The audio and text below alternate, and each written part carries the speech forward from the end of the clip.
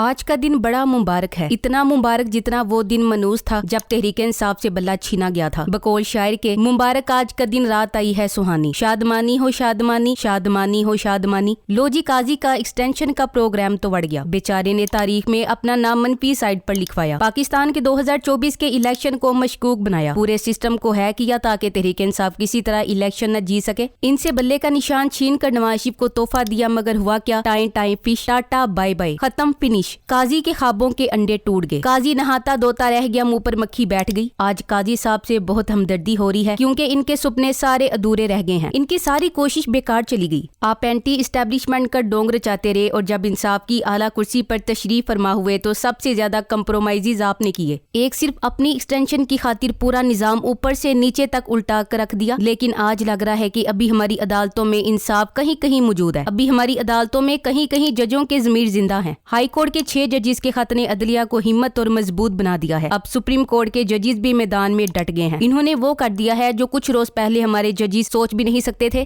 ججز نے ڈٹ جانے کا فیصلہ کر لیا ہے، انہوں نے آئین اور انصاف کی حکمرانی کے لیے آئینی فیصلے کرنا شروع کر دیے ہیں۔ اس سلسلے میں جسٹس اطہر من اللہ نے سسٹم کا دبنگ مقابلہ کیا اور آج منصور علی شاہ نے سپریم کورٹ کی ڈوبتی ہوئی ساکھ کو بحال کر دیا۔ چند روز میں عدلیہ تو جیسے بدل ہی گئی ہے۔ سلمان اکرم راجہ نے آج میڈیا سے بات کرتے ہوئے کہا کہ آج ایک مبارک دن ہے۔ جو لوگ سمجھ رہے تھے کہ دھاندلی کی بنیاد پر پارلیمان قائم کریں گے اور پھر آئین و قانون کا حلیہ بگاڑ دیں گے، آج ان کو شکست ہوئی، اپنا مینڈیٹ واپس لے کر رہیں گے۔ آج تحریک انصاف کے لیے ایک بہت زبردست امید پیدا ہو گئی ہے، پارلیمان میں ایک مضبوط جماعت کے طور پر کردار ادا کرنے کے لیے۔ باقی جماعتیں جو تحریک انصاف کے مینڈیٹ پر شب خون مار چکی تھیں، ان کی شکست کا ایک بڑا دن ہے۔ آج خان صاحب کی مستقل مزاجی اور حوصلے سے ڈٹے رہنے کی جیت کا دن ہے۔ بے شک اللہ الحق ہے۔ قاضی فائز عیسیٰ کا سارا قصہ جسٹس منصور علی شاہ نے تمام کر دیا۔ انہوں نے نون لیگ کو تمام مخصوص نشستیں دینے کا فیصلہ کالعدم قرار دے دیا۔ اس کے ساتھ ہی قاضی فائز عیسیٰ کا ایکسٹینشن کا خواب ادھورا رہ گیا۔ جناب قاضی صاحب کے ارمانوں کا خون ہو گیا۔ اس بینچ نے انصاف کے تقاضوں پر پورا اترتے ہوئے زبردست فیصلہ دیا ہے۔ اس کے ساتھ ہی قاضی صاحب کی ایکسٹینشن کا معاملہ تقریباً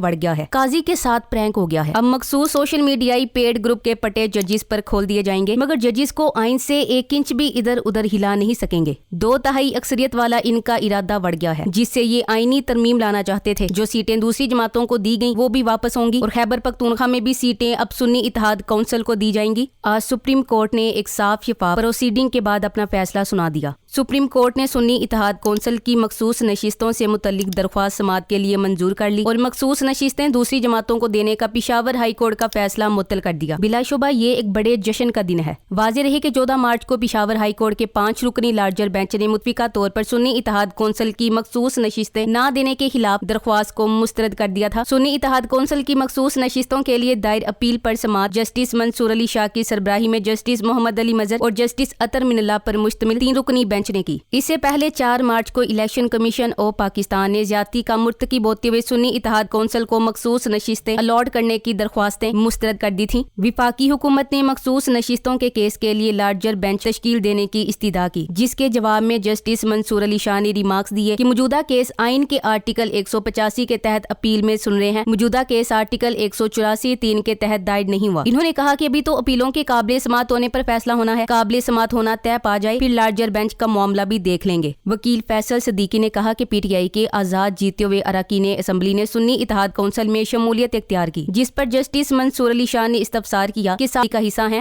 جسٹس اطہر من اللہ نے پوچھا کہ کیا پی ٹی آئی ایک رجسٹرڈ سیاسی جماعت ہے؟ فیصل صدیقی نے موقف اپنایا کہ پی ٹی آئی ایک رجسٹرڈ سیاسی جماعت ہے، جس پر جسٹس منصور علی شاہ نے ریمارکس دیے کہ رجسٹرڈ سیاسی جماعت ہے، صرف الیکشن میں حصہ نہیں لیا۔ جسٹس محمد علی مظہر نے استفسار کیا کہ آزاد اراکین کو کتنے دنوں میں کسی جماعت میں شمولیت اختیار کرنا ہوتی ہے، جس پر وکیل فیصل صدیقی نے بتایا کہ آزاد اراکین قومی اسمبلی کو 3 روز میں کسی سیاسی جماعت میں شمولیت اختیار کرنا ہوتی ہے۔ جسٹس اطہر من اللہ نے استفسار کیا کہ اگر کسی سیاسی جماعت کے پاس انتخابی نشان نہیں ہے تو کیا اس کے امیدوار نمائندگی کے حق سے محروم ہو جائیں گے؟ فیصل صدیقی نے عدالت کو بتایا کہ کوئی سیاسی جماعت انتخابات میں حصہ لے کر پارلیمانی جماعت بن سکتی ہے۔ دوسری صورت یہ ہے کہ کوئی سیاسی جماعت انتخابات میں حصہ نہ لے اور آزاد جیتے ہوئے اراکین اس جماعت میں شمولیت اختیار کر لیں۔ جسٹس منصور علی شاہ نے پوچھا کہ سیاسی جماعتوں کے درمیان مخصوص نشستوں کی تقسیم کس فارمولے کے تحت ہوتی ہے؟ سیاسی جماعت کی اپنی جیتی ہوئی سیٹوں کے مطابق مخصوص نشستیں لے گی یا زیادہ بھی لے سکتی ہے؟ فیصل صدیقی نے بتایا کہ کوئی سیاسی جماعت اپنے تناسب سے زیادہ کسی صورت مخصوص نشستیں نہیں لے سکتی، جیسا के नून और पीपीपी जस्टिस अतर मिनल्ला का कहना था कि सियासी जमात को जीती हुई नशिस्तों के तनासुब से मखसूस नशिस्तें मिल सकती हैं। कानून में कहाँ लिखा है कि इंतखाबी निशान न मिलने पर वो सियासी जमात इलेक्शन नहीं लड़ सकती। जस्टिस मंसूर अली शाह ने कहा कि कानून में कहाँ लिखा है कि बची हुई नशिस्तें उन्हीं सियासी जमातों में तकसीम की जाएंगी। मंसूर अली शाह ने कहा कि सियासी जमातें अपने तनासुब से तो नशिस्तें ले सकती हैं, बाकी नशिस्तें इन्हें कैसे मिल सकती हैं? क्या बाकी बची हुई नशिस्तें भी उन्हें दी जा सकती हैं? कानून में ऐसा कुछ है? जस्टिस अतर मिनल्ला का कहना था कि जो काम डायरेक्ट नहीं किया जा सकता वो इनडायरेक्ट भी नहीं हो सकता। एक सियासी जमात के मैंडेट को इनडायरेक्ट तरीके से नजरअंदाज करना क्या दुरुस्त है? जस्टिस अतर मिनल्ला ने रिमार्क्स दिए कि बगैर माकूल वजह बताए मखसूस नशिस्तें दीगर सियासी जमातों में बांटी गईं। वकील इलेक्शन कमीशन ने कहा कि मुझे सिर्फ बात मुकम्मल करने के लिए 6 सेकंड दिए जाएं, जिस पर जस्टिस मंसूर अली शाह का कहना था कि हम आपको 60 घंटे देने को तैयार हैं। हम केस को समाअत के लिए मंजूर कर रहे हैं। हम इलेक्शन कमीशन और हाई कोर्ट के फैसलों को मुअत्तल कर रहे हैं, ताहम फैसलों की मुअत्तली इजाफी सीटें देने की हद तक होगी। बादअज़ां सुप्रीम कोर्ट ने सुन्नी इत्तेहाद कौंसिल की अपीलें समाअत के लिए मंजूर कर ली और पेशावर हाई कोर्ट का फैसला मुअत्तल कर दिया। फैसले में कहा गया था कि ये मखसूस नशिस्तें खाली नहीं रहेंगी, ये मखसूस मुतनासिब नुमाइंदगी के तरीके से सियासी जमातों में तकसीम की जाएंगी। इस तरह ये ऊंट पहाड़ के नीचे आया। इलेक्शन कमीशन ने बददियानती दिखाते हुए तमाम खाली मखसूस नशिस्तें दीगर जमातों को अलॉट करने का फैसला करते हुए Nawaz league peoples party, MQM Pakistan और जमीयत उलमा इस्लाम फजलुर रहमान को देने की दरख्वास्त मंजूर की थी।